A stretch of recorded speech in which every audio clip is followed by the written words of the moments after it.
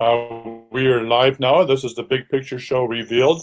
And this topic today with Michael O'Connor, the resident astrologer for the Extraordinary Healing Arts Academy. Mercury sure is retrograde. The whole story of Mercury retrograde is a classic, and we are experiencing a Mercury retrograde little blip in the technological end of things, folks. So I'm going to, it looks like, take the show today, and hopefully all is coming through clearly, and I can't really tell. We're being controlled from the other end here. So trusting that that's all working and we're good to go here. So welcome to the show, The Big Picture Revealed. And today the focus is upon the archetypes and the origin of archetypes. It's a really interesting, wonderful story. And it begins with, discussing what the archetypes are, and we hear this word a lot. So the focus upon what are they, and the basic word or interpretation for archetypes is that it represents, or they represent, the blueprint of existence. And when we say blueprint of existence, it doesn't merely encompass the planet. It's literally existence. All things manifest in the universe. And when we look out through, thanks to astronomy, we see a sort of a consistent pattern. That basically of spherical planets and moons and other bodies pretty much all orbiting around something. If it's the galaxy turning and everything turning within it, then you have this set pattern. If it's solar system and planets circling a sun, you have a set pattern. And if you have on the planet itself, we have all of the form and structure we see within nature. Well, whether we're talking at a molecular level or a chemical level, biological, whether we go into crystals and so forth, we go into the shape of things. We see that there's a wonderful, intricate design, and it works very much in a very orderly, systematic way. A very geometrical, poetic form emerges. And we see this everywhere, and it's celebrated as sacred geometry. It's celebrated as the Fibonacci, the spiral of life. Often it's in a spiral form. And the spiral basically can be described as the orbiting, something orbiting something else. So there's a center point and something orbiting around it, and then it moves. And as it moves, it produces a spiral-like effect. So we get that in creation. Everything's spinning and cycling and moving. Those three together produce the spiral of life. But we also see in nature intricate design that comes in all kinds of forms, whether we speak of, let's say, snowflakes or crystalline structures. Once again, we see it's a more intricate design that's not so spiral based. It forms from a different perspective, and of course we can speak of the way crystals form, etc. But the fact that they do so in a geometrical way is all the evidence of the archetypal aspect of life. So when we say the blueprint, we're talking about the design. Once again, it's been said many times, well, if there's such an intricate design to life, then there must be a designer. This is where we get into a religious idea, and how we might imagine that designer is another question. If we refer to at least nature as having an intricate and intrinsic is the word intelligence, then we begin to understand, okay, nature is intelligent, and that's pretty obvious. So now archetypes can be seen at one level as shape. Okay, we see the shape of nature and all its poetry and beauty, and but then it forms in order. It sort of assembles itself in a cooperative with other parts. So then we start to see patterns, orders, and whole sequences that are infinitely complex. And this is where, in the holistic model, we've referred to it as wholes within wholes. And I've said that quite a few times on this show. The idea that each whole is related to the other whole, and again, intrinsically.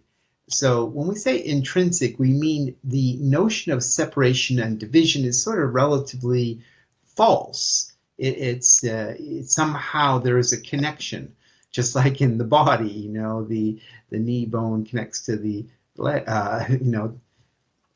bone, etc. We get a connection to all things. We see that there's this seamless web, and it's been described in so many ways. Now, when we start getting into this order of design and patterns, it's tempting to leave archetypes in an arena of geometry, of mathematics, and of the material realm. But actually, it gets much more interesting than that, and this is where astrology steps in. Archetypes, and this has been studied in other arenas also, but it's emerged quite a bit through various branches of modern psychology, but it's also an ancient knowing. Carl Jung was prominent in this regard, having established a renewed focus, and others as well. There's certainly Chileni, I think that's how you pronounce his name, who was focused on the sound making shapes, cymatics. So there's various people throughout the world at different times recognizing that there's this order and structure, and the cymatics is really exciting because it emerges from sound. Sound produces a shape. It's been said throughout history in the ancient teaching, the perennial philosophy, that sound, the primordial sound, produces shape. Now, there's a kind of a law in that, call it. So the law of sound and light. Sound, it's sort of a debate between which comes first, the sound or the light, like the thunder and lightning, but at a different level of order, a different order of existence, more primary, more essential, more fundamental than thunder and lightning, which is an expression of it, but it's an outcropping of it further down the line, if you will. So the main point I'm getting at here is that when we get to the archetypal form and structure of things, and as exciting as the form and structure is, and again, the geometry, the mathematics, even the sacred geometry, if you like, but when we start to realize that the archetypes have an emotional and intellectual, call it intellectual, it's basically described as mental, meaning there's an intentionality behind the structure. And we bring in emotion, and what's related to it very closely is the word imagination. So we begin to see that there's a bigger plan going on. So the basic takeaway here is that archetypes are not merely shapes, but they can initially be identified as shapes, and any variety of intricate shape, whether it's spirals or like snowflake type shapes, or whether it's like checkerboards, those sort of patterns we see in nature in various ways. And when we look at nature, we see through flowers and plants, and then we look at the whether it's sea, like starfish, and we see the star in fruit, and we see like mandala-like shapes in fruit as well, and it goes on and on. You just basically have to pay attention to seeing shape in nature, and you'll see it. So it remains that that's a fundamental perspective, a ground, the material cornerstone, the expression of it in a physical way. But when we begin, once again, to weave in that the archetypes have a much more intricate purpose. And when you build upon that, basically you can describe it as in the way of the four elements. You have an earth, air, fire, and water principle. The earth would be the shape, the design. Well, the air actually incorporates the design too, because it's an intelligent design. So that's where air comes in as intelligent. The water comes in at one level as the imagination behind it, and the fire would be, in this case, the spiritual, which is both the impulse but at the highest level. And you can, when it comes to the elements, you can see that them at different levels. You can interpret them at different levels. You get into that there's an intention. That's the key. An intention, a plan. So when we get into the celebration of archetypes and we realize, wow, it's not just shapes, but all of existence, suddenly we realize there's a blueprint and what is classically in religious traditions been described as a plan, and we are a part of that. We are certainly not apart from that. The overlinear materialization of life has sort of emphasized sort of apart from versus a part of, or an extension of is a better way of saying it. The language gets bitten away here because we get to the notion of part and we think of something separate. But when we say apart in one word, this is how English can be difficult. Apart means separate. But if you say a part, it's two separate things. So but when we say a part of a whole, it starts coming around and you say, oh, that means that, every part in the engine is required for the engine to work well. And if certain parts are missing, it won't work at all, for example, and any little part even will make it work less optimally. So the point is that the archetypes operate on a mental, emotional, physical, spiritual level. Spiritual is where we get the word intention, purpose, plan, that there's a rhyme and reason to it, and it weaves into our actual everyday life. It starts to become the relatively ordinary, apparently random, arbitrary flow of things. That things are just happening. It doesn't mean anything. It's just a coincidence. And astrology definitely celebrates that is not true. In my work, working with people with astrology charts in particular and numerology, we see that there's a rhythmic pattern. And as people are, in fact, experiencing what appears, once again, to be a random series of events, but no, the astrology is able to demonstrate the patterns within the chart, and the numerology chart, for example, are able to demonstrate that there's a different, like an order, a purpose, a design, a plan, as I keep saying. So now that's archetypes. All aspects of existence are a part of a larger plan. So we have the material shape aspect, but we get into the mental, emotional, spiritual, which is what we are. We are a conglomerate of layers, which is basically physical, emotional, mental, and when we say etheric, we're touching on the spiritual, but each of those have many layers. We talk about the physical realm. Let's say your physical body, well, there's a lot of layers to it, just to the skin itself, but we go to skin and muscle and nerve endings and down to bone, and then we get into the layers of the bone. So everything is very layered. So if you think of the physical world in all its layers, you can apply that to the emotional.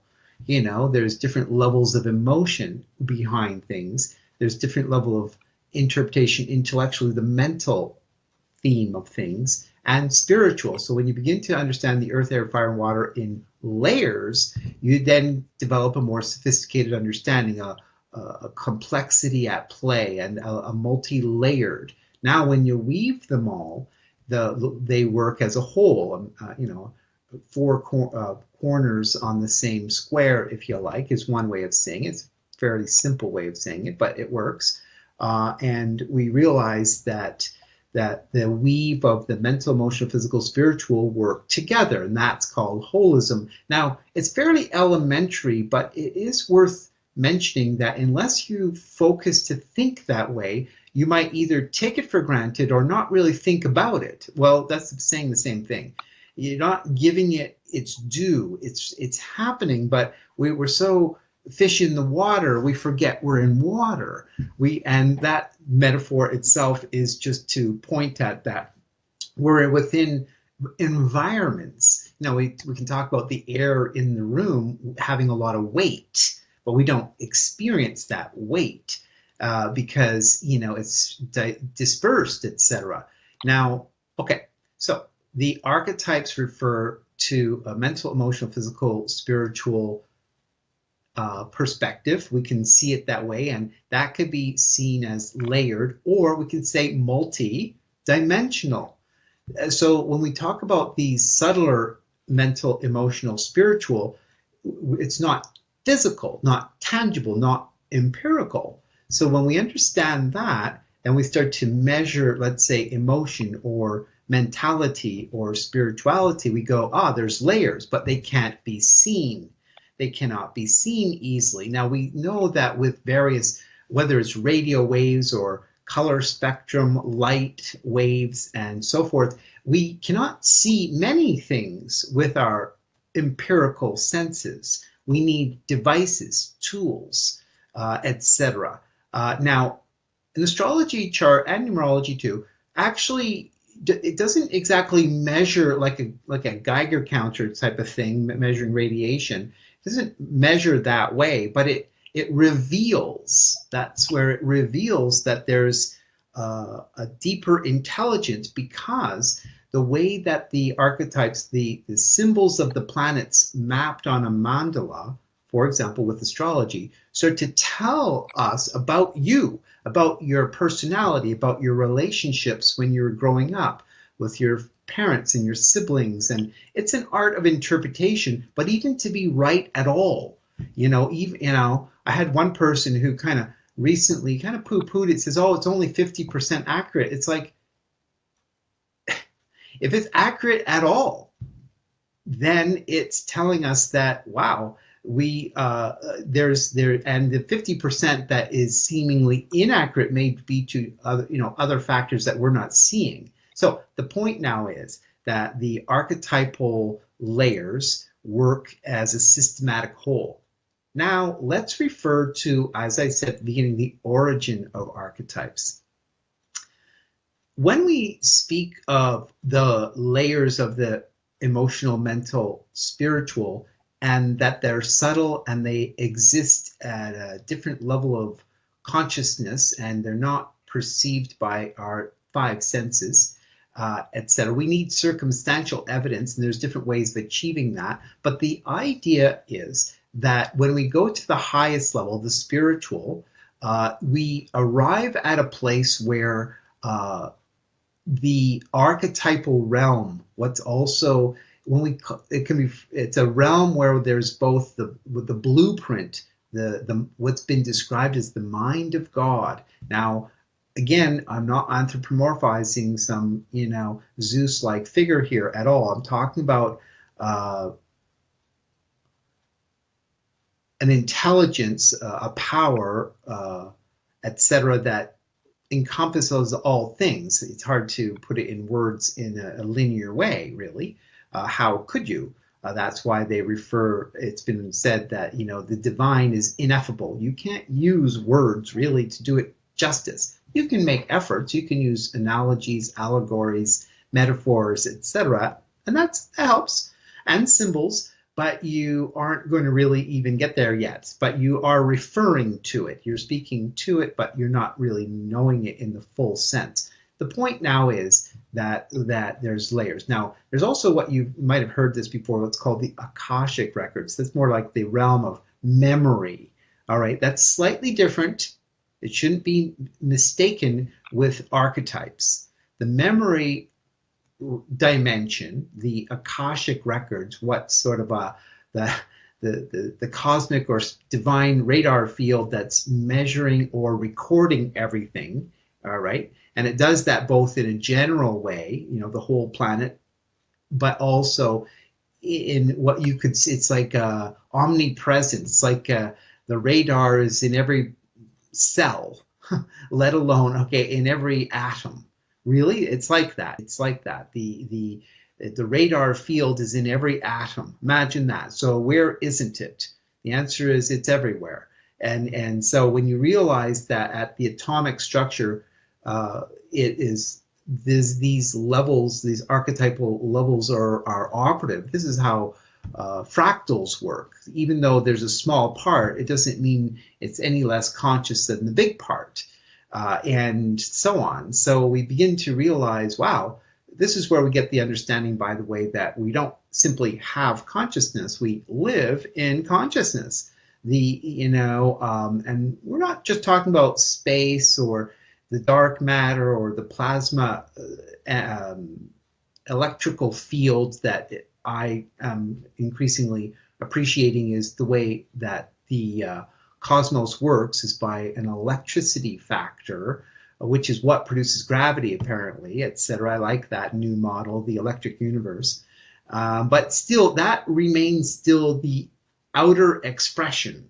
That's really important to understand, whether you're talking about electricity or gravity or molecules or atoms or the quantum level. Even at the deepest quantum level, you're still talking about the manifest expression, the material dimension. It's important to note that. So when you understand archetypes, you're now in a less than tangible, manifest material dimension. You're now in the plan, blueprint zone. Now, so it goes like that.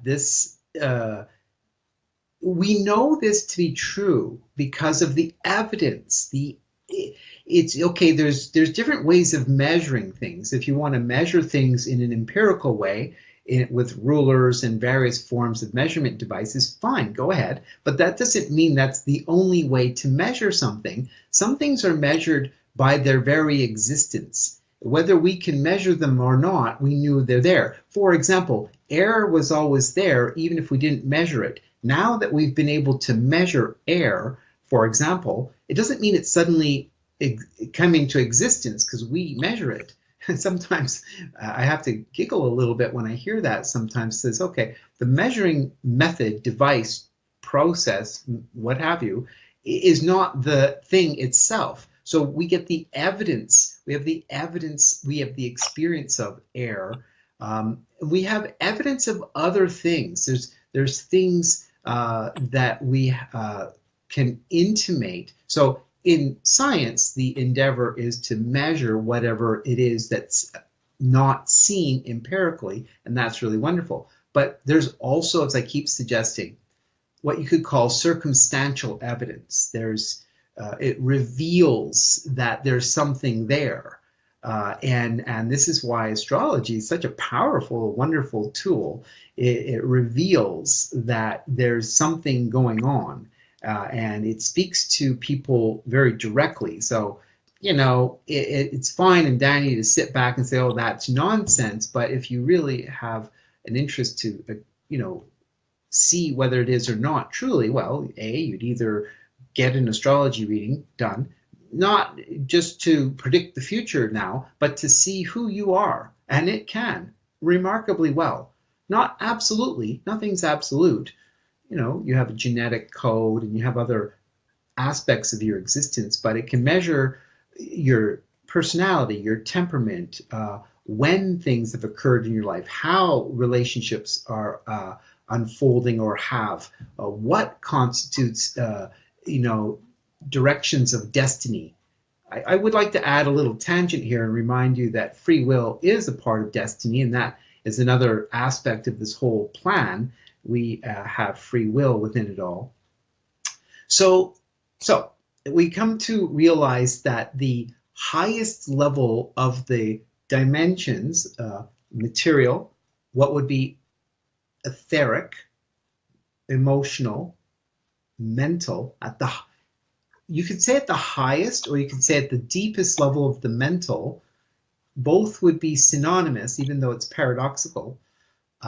you would get that what would be the realm of the origin of archetypes, and that those archetypes are being basically, you could say, created by a primordial sound, not necessarily a sound, by the way, that's producing vibrational frequencies at the level that we need to hear them. It's sort of on the inner planes, it has been said. Okay, but it's not, once again, purely and merely creating energy reverberation like vibration frequency. Yes, it may be, but it's happening in such a way that it's not merely that. It's always important to clarify what I'm saying, because we're not merely talking about physics. That physics is like a domino effect, leverages and pulleys and push and pull and cause and effect, and everything's very, naturally moving in that way. But when you get to a deeper level, when you start to incorporate that you and I have emotions, thoughts, imaginations, fears, we have a conscious mind, a subconscious mind. When you get into our complexity, you begin to see the evidence, the circumstantial evidence that there's something profound, divine, awesome, marvelous, miraculous, whatever the words are that are at play. I said it last week, and I'm going to say it again. I think it's really important to say. There's only one thing more impossible, practically speaking, that there's an intelligent, intentional, creative, purposeful, loving design or plan at the core of existence. There's only one thing more impossible than that kind of impossibility, if you like, and that is that there isn't one. That's what's impossible. There has to be something, and there is. And, chalking it up to sort of physics, sort of a Big Bang kind of push-pull, kind of thing, is sort of seems rather nonsense, really. It's a gross estimation of the theory, really. It misses a lot of things. It doesn't touch upon why we think and feel and act and believe the way we do. And when we use tools to see that, and you can, it's demonstrable, you begin to realize, wow, this is so exciting. This, it's a revelation. It's an illumination. It's an awesome moment where you realize, oh my God, if you like. So that's basically the archetypes in this just discussion, this little story. You get that the archetypes represent a blueprint plan, but the blueprint plan is not merely on the material. It incorporates the mental, emotional, physical, spiritual. The spiritual is where we get into another level of discussion, but we also get, when we say spirit, we get to the word divinity, and we get into a whole new level of power. And that's the main thing to understand. We get into, we use words like godly or divine or powerful, or, what words work? Some people are just hard to please.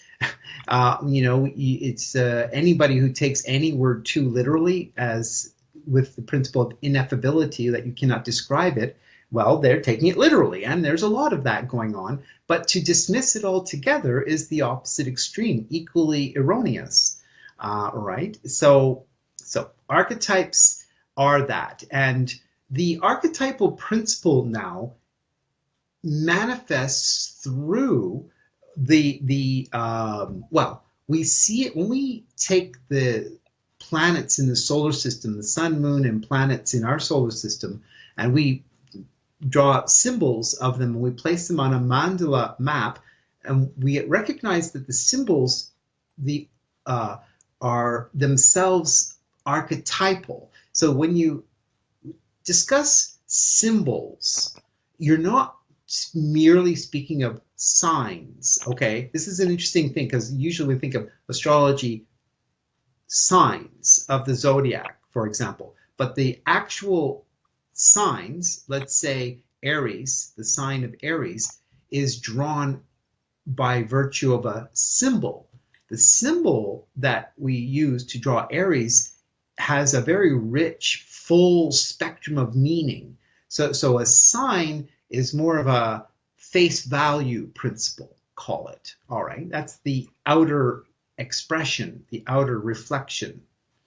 When you get into the symbol, now you're getting into that which is within or behind. When you look at a person, let's say they're speaking with gesture, okay, then it's our sign language.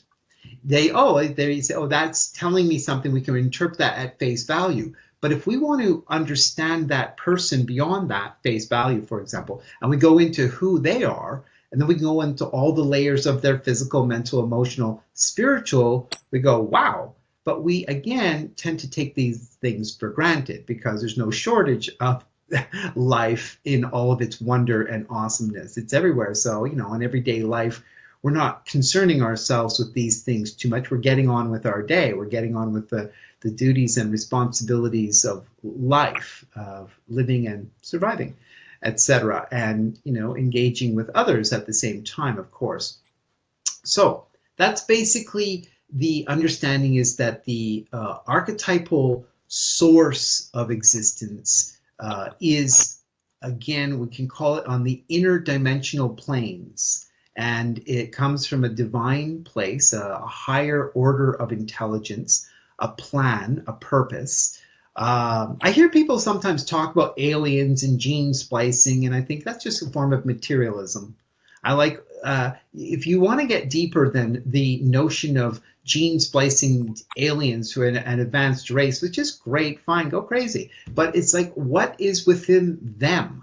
Even higher alien beings, even if they're very advanced, okay, think a little bit further here, okay? Get past the notion of aliens and the boogeyman. This is kind of like you're getting like into a little bit of a hypnosis on, oh, the advanced aliens. It's like, what is the source of them? The basic answer is that archetypes are a blueprint for all of existence. So if we think of the craziest embodiment of an alien, we still have basic form and structure. We basically get arms, limbs, legs, spinal cord, organs, eyes, teeth. We feel like, we're going to get a structure of how they operate and function as an organism. So it doesn't do any justice when you talk about aliens and sort of dismissing notions of creation and higher spiritual principles.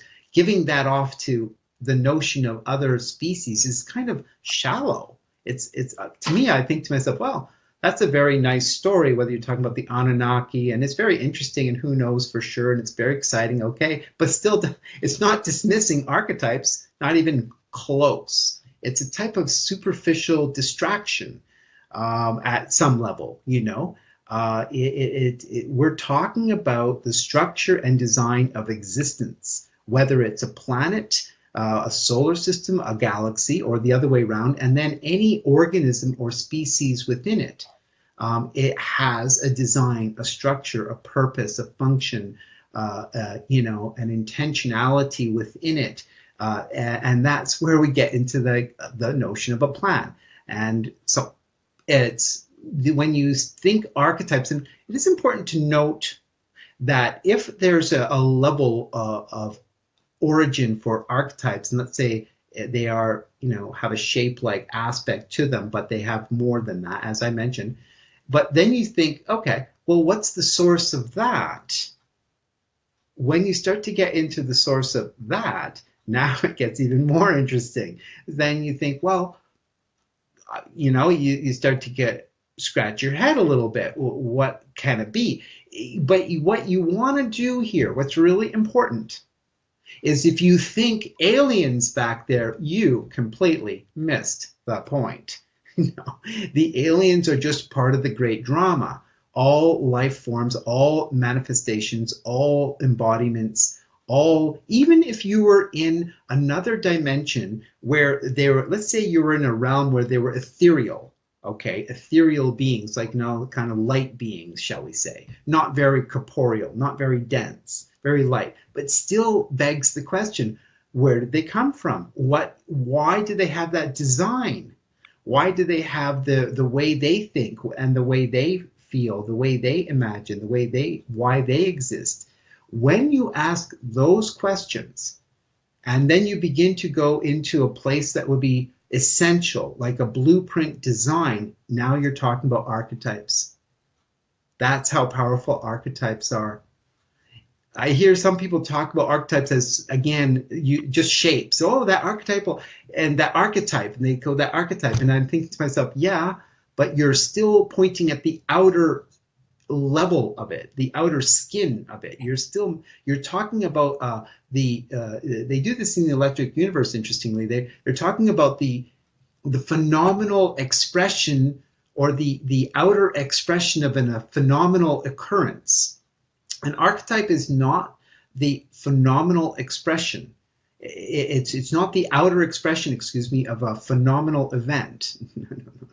No, it's not like that. An archetype is behind that, within that, the source of that. So you can't just think that there was sort of various activity going on cosmically or even molecularly or anything. Or you can't start talking about other life forms. You can't.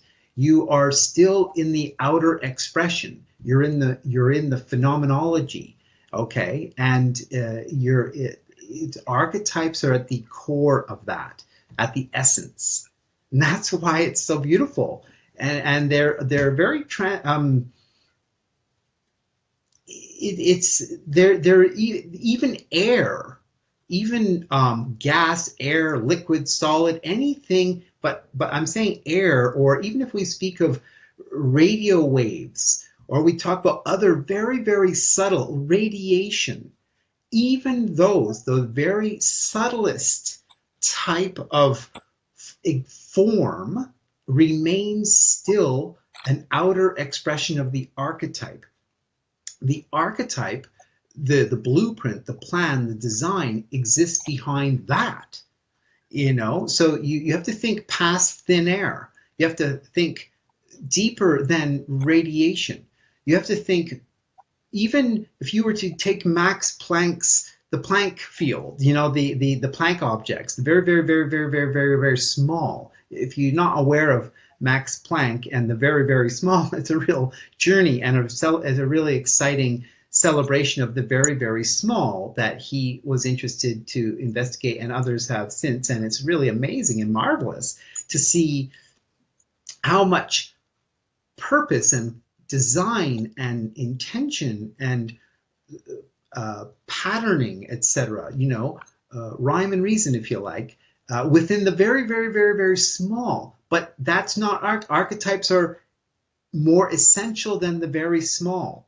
You would be making a mistake to think that archetypes are particles. No, no, no.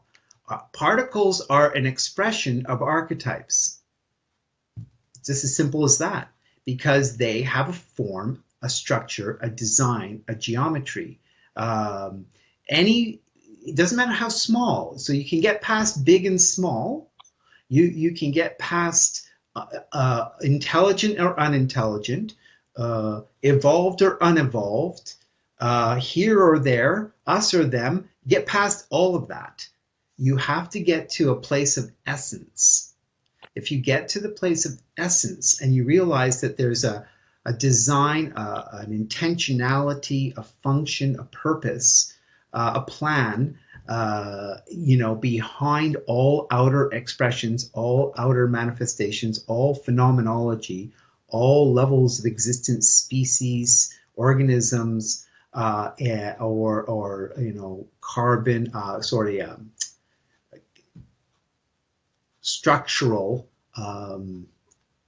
etc. If you get behind them, whatever it may be, you have arrived at the blueprint, and you're now in the realm of the archetypal, and that's where its origin. But once you understand, and I said this, but I'll say it one more time just to be super clear, arriving at the archetypal as essential as that is, you have now to ask the question, where does the archetypal come from? When you ask that question, when you get interested in that, you have awakened yourself to that there must be something behind the archetypal. And that is a type of illumination, a type of awe-inspiring form of enlightenment, I think it's fair to say. You become, through a rather logical process, actually, you've come to realize that there's something behind, within, all those words. I've heard recently, just a couple more comments. I hear people talk about occult. Oh, it's occult. Occult means behind. Get over it. Occult is not like hidden is esoteric. It's esoteric means it's hidden within, and occult means hidden behind. People get very dramatic and emotional about things when they say terms, but because we dramatize things. If you want to talk about occultism, it's the study of what's behind things. If you want to study esotericism, it's the study of what's within things. Now, science actually is involved in a form of both. Modern science wants to know what's behind and wants to know what's within. So, that it's doing it in a more mechanical, empirical way is not a great deal different than, well, it's different, but it's qualitatively similar to if one does it in a more mystical way. This is where we get the path of the mystic or the shaman, who endeavors to go within the deeper reaches of their subconscious mind. I'd like to add again to another theme of the subconscious, and that is that our auric field, these layers, the auric field is the subconscious. So it's just an interesting point to make. It's part of the field that we're not just having consciousness, we're in consciousness. Okay, and it's that consciousness, though, that's why I'm mentioning this. It's that consciousness that when we go into the word consciousness, we start to explore what is that, and we begin to realize that consciousness is thinner than air. Consciousness is smaller in its essential nature than the tiniest particle. Consciousness is a really wonderful word. Essence and consciousness go well together. So when we get into the essence of consciousness, now we're into the sublime. We're into the deep. Source is another key word. So source is a really wonderful word, and it's used often in this manner, this spiritual manner. But when we recognize source, but we get behind into the essence, into the consciousness, and we get behind the archetypes, which are the blueprint for the manifestation, etc., now we're really in exciting territory. It's not measurable, it's true. We can't put it on the wall. We can't say it's ours. We can't keep it from others. There's no, it just becomes in a shared agreement. This is what's meant by spirituality. It becomes a shared understanding, a shared agreement, a shared appreciation.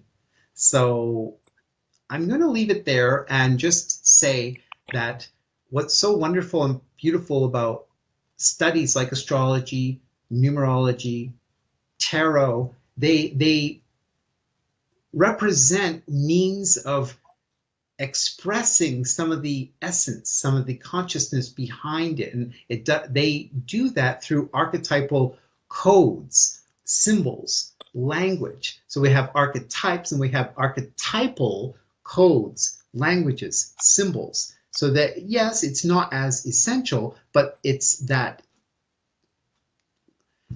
not necessarily hierarchical, but it's that logical, sequential process from which we use the tool to see, just as we would in other, scientific methods. We use tools to study subtle levels of existence. And so these tools can see into a deeper plan.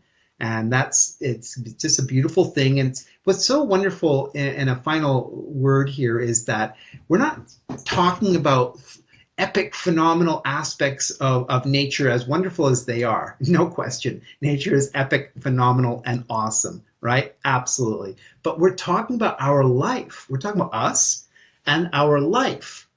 But we kind of sort of take that for granted. We seem to think that, well, here I am and I'm just me and I'm kind of eating and shopping and, we're doing stuff and it's all kind of cool and, all this kind of thing. It's all this ego-driven mindset but we're taking for granted that there's something behind it all. And this is where we get the notion of soul, that this the essence, the consciousness behind it all uh, manifests in the final, well, we as sentient beings within existence and creation have the opportunity to reflect back, as I'm doing. We get to think about it.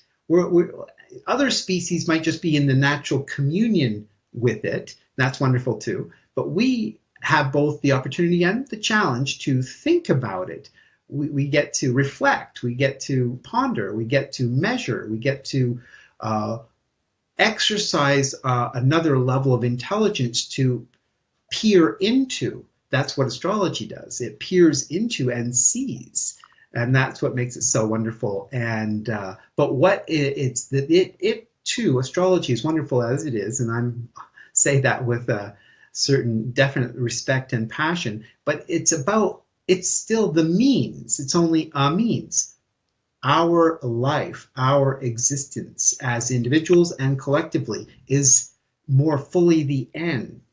I say more fully because even our life is a means to something else. But from the standpoint of our existence and our life, and that's an important statement, by the way, because if we don't get past that we're the end result, okay, and then we're just in this, appetite zone. We're like, I have appetites and needs, and okay, but then we have to go past that to say, well, okay, well, is there a purpose? Is there and there is, and the answer basically is to evolve and evolve through experience, and this is what we measure in astrology and numerology. We measure temperamental, personality-based probability, and that weaves into both a direction of destiny and what you will ideally endeavor to manifest with your free will within the greater spectrum of existence, or society, I should say, society,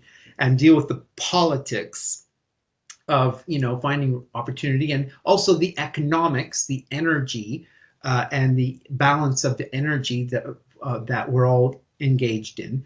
But you can see through this kind of discussion that when people say we've lost our way, it's because we've gotten we're very focused on the means. We're very focused on the things that are supporting the experience, the journey. So it's really important to really bring attention back to the end. The end is to be alive, to have experiences, but there is an evolutionary purpose, and our astrology helps explain that for us individually. But not everybody's focused that way. They're not aware of that. It's just more an empirical sensory perception or emphasis. Okay, which is fine. Okay, fine. But it's there for us to consider. Well, is there why? Is there a rhyme and reason? And the answer is yes. And to evolve. Okay, why? And the answer I provide, basically, the model I work with, is this.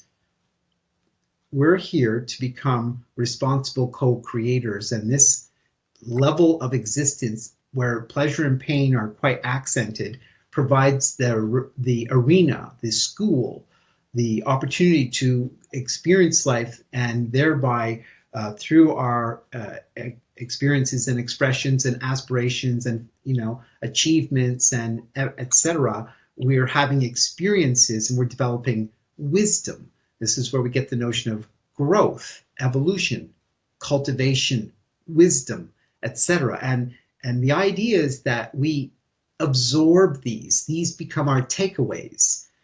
These are at the end of the life. If we just lived a good life and had a great time, it seems rather banal. It doesn't amount to a ton. Oh, yay, I had a great. That's very egoic to think that way. But when you think, you change your paradigm when you start thinking that you're not just nurturing your survival needs all the way through and hopefully having pleasant experiences and that's fine, but if you take it up a notch or two, you begin to think more intentionally. There's a new level of purpose, and that is wrapped around your fulfillment, your achievement, your self-actualization. But where it takes another level now is where it becomes purposeful to creation, which in effect largely means to other beings, whether they be human or other species on the planet or nature itself. So that those aspects of life which we are sharing this earth plane with, this school, this playing field, if you like, when we make our focus of intention to contribute, and nobody, you don't have to build a pyramid to contribute. You can do, it's the little things and the large things, and it's the the common things like having children. But it can get into other larger, levels of reality, whether it's performance or, participating in a larger creation of things, like whatever that might be. But the main point is that we realize that our self-actualization invariably includes a theme of contribution or a recognition that we're a part of something larger, and we thereby realize that when we focus that way, it's not just being a good Samaritan or a nice person, oh, well, pat on the back, good for you. It becomes fundamentally a cornerstone of why we're here. Beyond the fight or flight principle, it becomes a new level of intention. So that's where it gets very exciting as well. And it brings it full circle. This is where we get to the notion of the purpose, the intention, the plan, that it's got a full spectrum realization behind it, a full spectrum of purpose. And this is everything I said today is more of a summary, an overview of it. We can speak at length in intricacy about various aspects of everything said. It's true, indeed, but it gives you the idea of that's what the archetypes, which are exist by virtue of an essential intentionality and consciousness. And then in the outer expression, it comes full circle to us being alive with a sense of purpose, and that purpose is to be able to fulfill high levels, sophisticated levels of activity and expression.